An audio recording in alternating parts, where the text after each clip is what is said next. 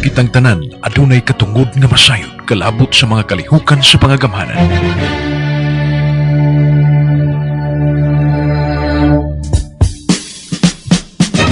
Ang kagamhanang probinsyal nga gipanguluhan ni Gobernador Edgar Migrinio Chato mihanay ning sinimanang tulumanon aron masayod ug mahibaw ang katawhan. Kita ug ang gobernador. Kita ug ang gobernador. Mga palisiya sa probinsya nga may kalambikitan ang kinaiyahan, agrikultura ug turismo nga maoy sandayong sa panginabuhian ug ingon man sa panglawas ug edukasyon sa katawhan, maoy lintong hanay nga hisgotanan. Kita ug ang gobernador. Uban sa mga sakop sa Bohol Tri-Media Association ug uban pang sektor, atong kukabilduhan ang ugma sa atong lalawigan. Kita ug ang gobernador. Ania ang atong mga tinugyanan.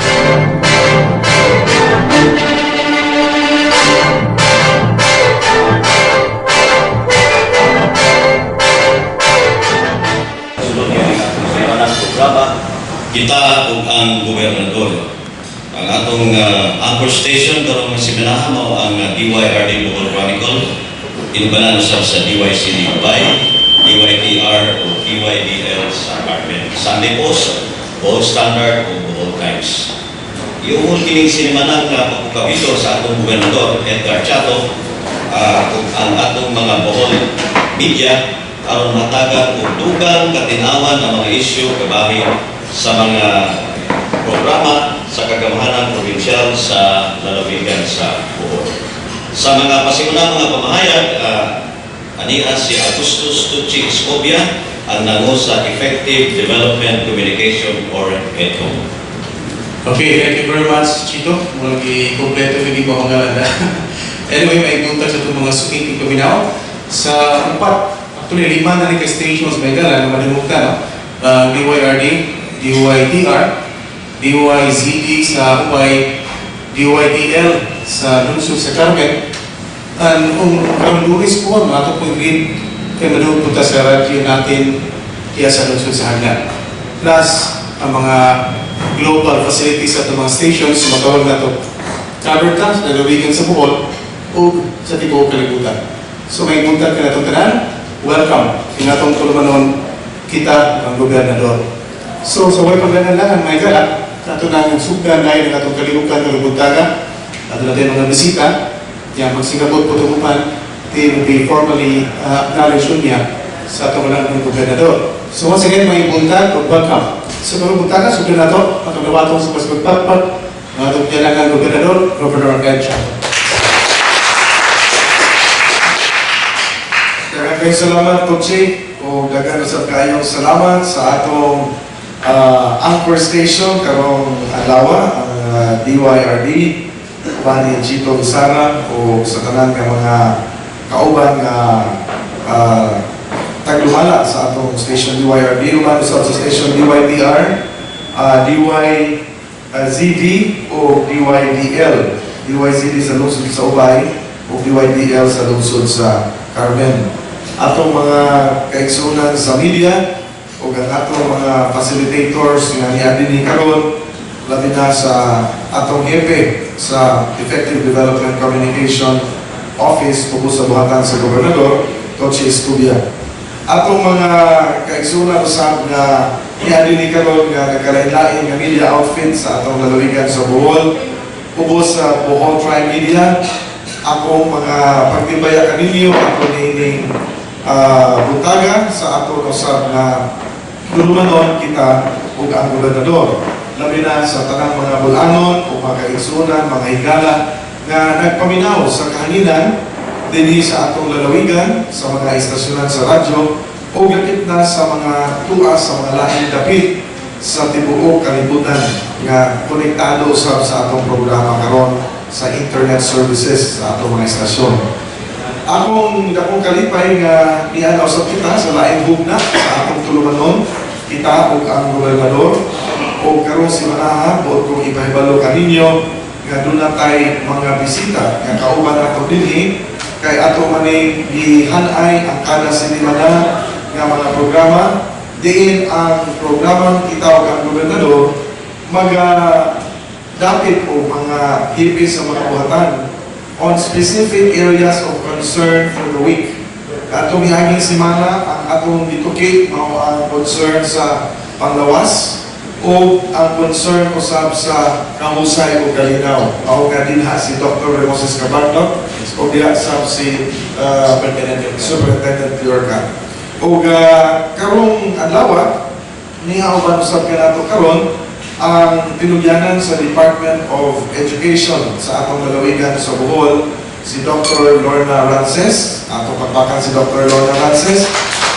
Ani usab uban kanato ang atong technical education ahead dinhi sa TESDA, si Dr. Opo nga mo in charge sa technical vocational training sa atong mga kabataan. O niya sa uban kanato ang consultant for education sa buhatan sa gobernador, si Dr. Serena Bolos nga ni superintendent sa atong mga pinuhaan. Of course, niya ba nato sa kanunay ang atong provincial administrator that can help also address concerns on governance sa atong lalawigan Bulanon. Ako lang ihanay una ang mga napangangitabo o mga kalihukan na buot natong i-report sa atong mga kaigsunan. Sulod ni ining maong simana, usa pa nato sugdan ang pagtuki sa mga hisgutanan, labi na may tungkol sa edukasyon. Kay free-flowing man ang atong diskusyon din sa kita o ang gobernador. Tuguti kong mupahalipay o mupadangan sa atong mga pagtibaya ngadto ni Monsignor Cirilo Darunday. Una sa tanan, higala sa tanan o atong suod kaayo usab nga higala nga nagsaulog karon adlaw sa iyang golden sacerdotal jubilee celebration. Si Monsignor Siloy daghan kaayo o natandog nga mga katawhan. A lot of people have been helped by Monsignor Siloy spiritually and even materially sa iyahang pagpangalagad sa simbahan. O duyog ang Kapitolyo, duyog ang lalawigan Bulanon sa kasaulugan nga karon gihimo o gihalat atol sa Golden Sacerdotal Jubilee ni Monsignor Cirilo Siloy Darunday. Tuguti usab akong mupahibalo sa atong mga kaigsunan, sa kahanginan o sa atong media. Nasugod ni atong Lunes, doon na tayo bagong gihimo nga pamaagi, diin ang atong Kapitolyo mas closer ang supervision sa buhatan sa gobernador. Atong gihimo ang sistema na usa sa kada buwan, doon na may convocation program sa Kapitolyo. Apan sugod ang sa Lunes, dili na ta dito sa Capitol nagtambong sa flag raising. Kaya normally, ang flag raising kada Lunes, naaman yun sa Kapitolyo ang gobernador pagkatambong.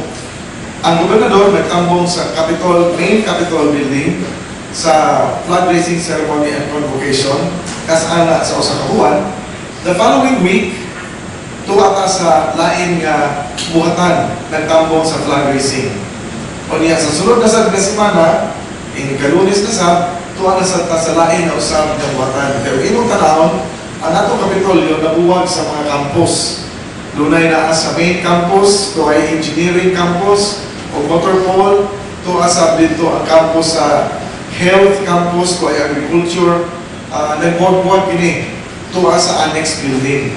O tungod kay ang mga empleyado o mga buhatan, kas amon lamang magatapok dito sa main campus atol sa convocation, we deem it fit and proper nga bahino nato ang atong pagtambong sa flag raising sa kada campus sa simana nga natakda usab ngadto sa ilang buhatan.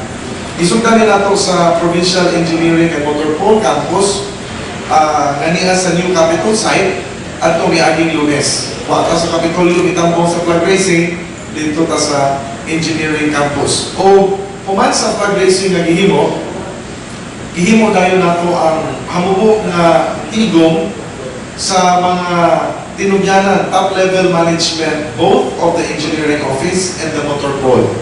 Aron nga sa maong binuan nga pagbisita sa ilahang mga buhatan, makuha sa gobernador ang mga issues, concerns, or mga problema kinahanglan o management decision. So, mauni disugdan nato atong miaging Lunes, kuyog sa atong provincial administrator.